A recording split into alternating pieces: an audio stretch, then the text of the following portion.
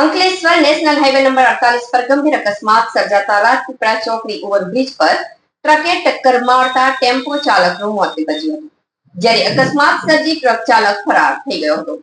Hyva truck અને Eicher tempo વચ્ચે થયેલી જોરદાર ટક્કરને લઈ આઈસર ટેમ્પોની કેબિનનો સંપૂર્ણપણે કચ્ચર ઘાણ નીકળી ગયો હતો.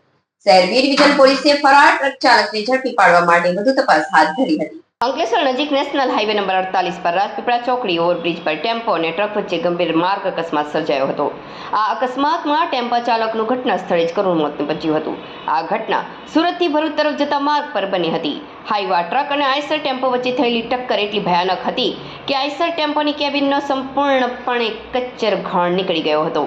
અકસ્માતની જાણ થતાં જ અંકલેશ્વર શહેર બી ડિવિઝન પોલીસ તાત્કાલિક ઘટના સ્થળે પહોંચી હતી.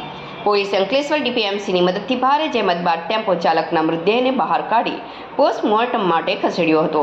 અકસ્માત સર્જાયા બાદ હાઈવા ટ્રક ચાલક ઘટના સ્થળેથી ફરાર થઈ ગયો હતો. શહેર બી ડિવિઝન પોલીસે ફરાર